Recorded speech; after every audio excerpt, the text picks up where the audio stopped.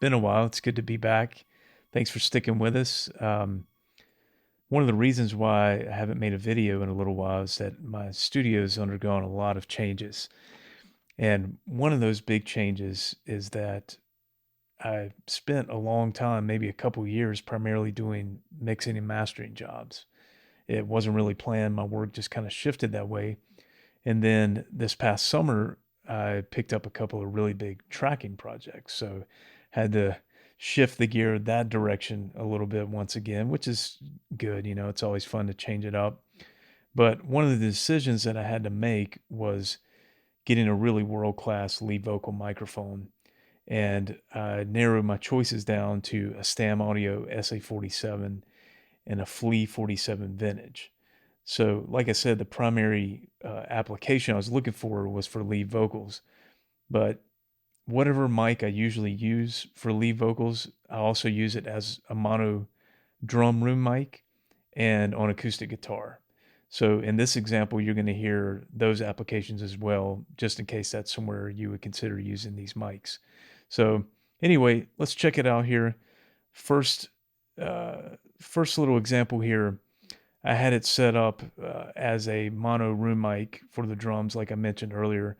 And this is in the style how Joe Ciccarelli uses it. If you've watched his video on Mix with the Masters, I don't want to give away anything there, but if you've picked up any tips from that video, you'll know what I'm talking about. But uh, I just hit the kick drum a few times, and then I hit the snare a few times. Both of the mics were capsule aligned, you know, as close as possible in the same place, you know, out in front of the kit. And it alternates. So you'll be able to see here on the screen. First, you're going to hear the Stam and then the Flea, and it alternates. So let's check it out.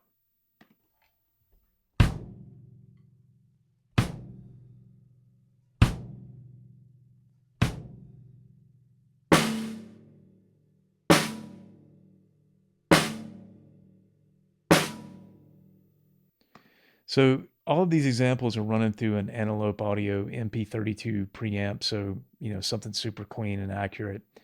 And I don't know if you can tell, but hopefully you're listening in your studio and your monitors on a good set of headphones that have good low end, because this is one of the most surprising areas to me where the Stam almost seems to pick up like an octave lower. I mean, the amount of low end is crazy, and the Flea sounds great.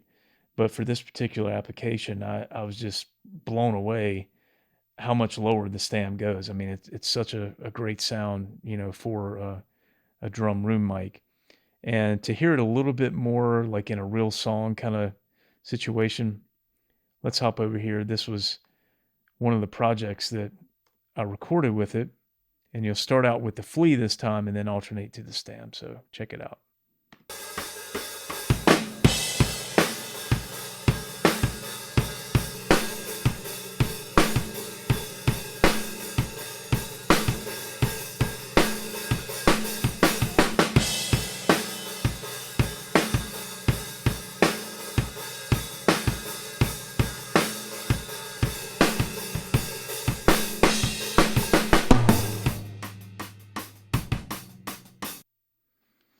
So anyway, that'll let you hear more of, you know, playing the whole kit, how they respond.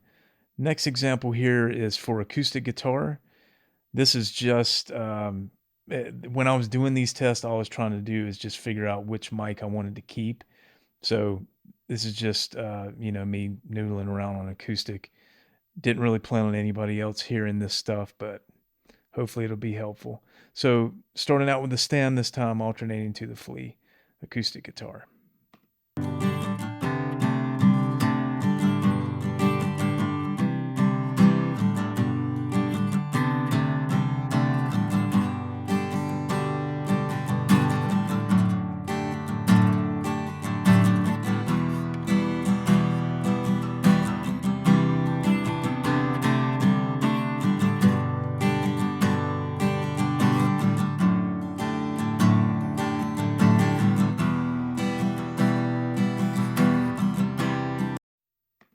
So on this application, to me, is where the mid-range differences show.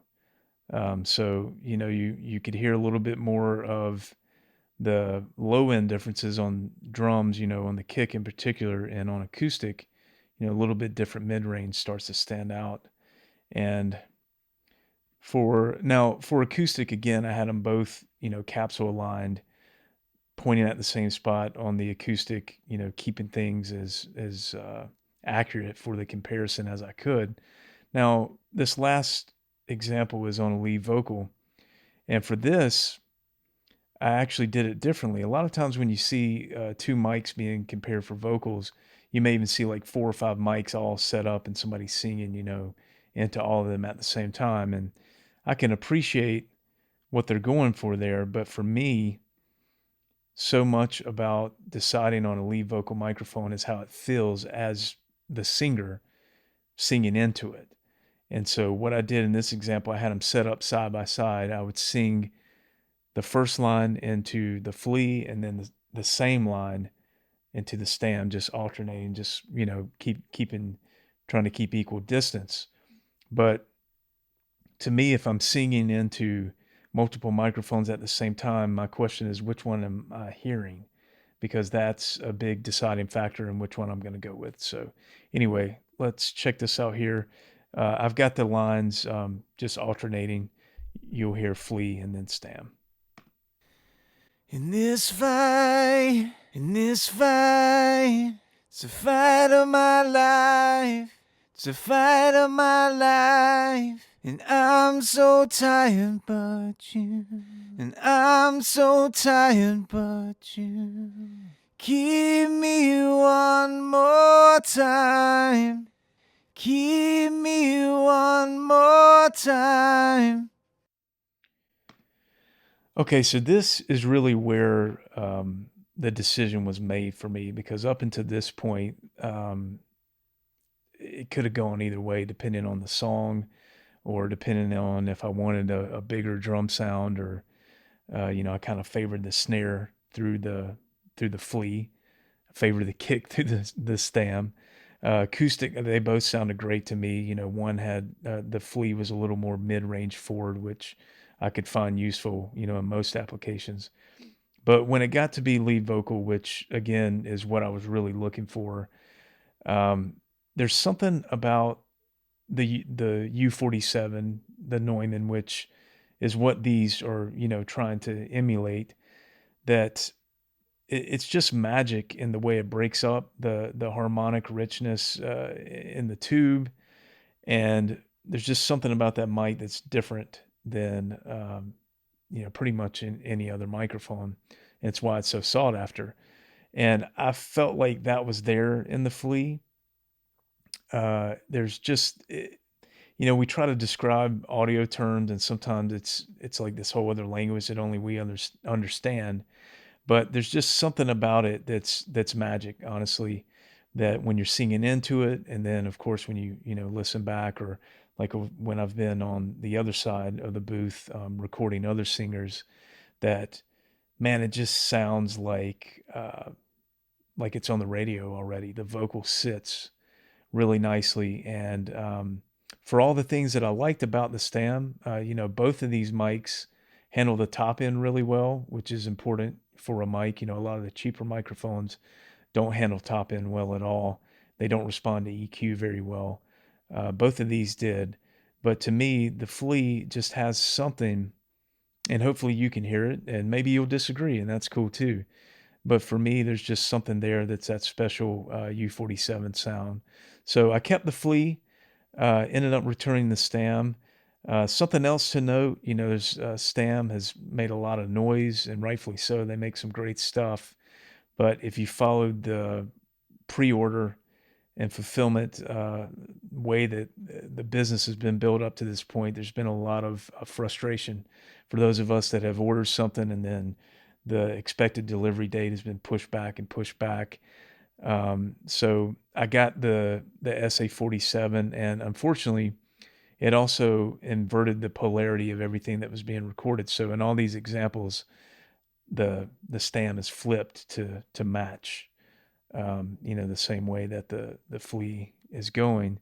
But I talked to Stam about it. I was considering keeping it early on, and Just I won't get into all of it, but basically, they didn't think it would be possible for it to be inverting polarity because the way the transformer is. Anyway, that's above my pay grade. I don't build gear. All I know is that every mic that I compared it to, it had the opposite polarity, and that was through different preamps and different scenarios to rule out anything on this end. So the other issue is that the microphone cable that went from the SA-47 into the power supply would get stuck, and they have these little release buttons on them, and it wouldn't release. And not only would the button not eject it, but then when you go to try to manually pull it out, holding the button in, it was like you needed a pair of pliers to pull this thing out. So not sure what was going on there, but anyway, send it back. Stam knows about all that, and if I hear from them what the fixes were, I'll be sure to let you guys know. But anyway, we always try to be fair and honest here, but also we're not really into reviews where everything is great and nothing's ever wrong. So just wanted you guys to be aware. I did have some issues with Stam on this particular order, along with some others actually. They make amazing gear, but just know know what you're getting into. I'll just put it that way as far as wait times and all that sort of stuff. But anyway, I wish them the best. I know they're a new company. They build good stuff. Hopefully they get it all worked out. But not to get too far into all that, but I hope this comparison was useful for you. I can't recommend the Flea enough. The more I've used it since even, these comparisons were made, I just love it more and more. And there's going to be some albums coming out by the end of the year that I'll be able to share more of it in the full context of a finished product. But anyway, like this video if you will, and please subscribe to the channel. We're going to get at least one video a week out to you, and hope that it adds some value to your life and to what you're doing, and that we can just help you guys chase this crazy audio dream that we all are. If there's anything in particular we can help you out with, please let us know. All right, thanks for watching. Take care.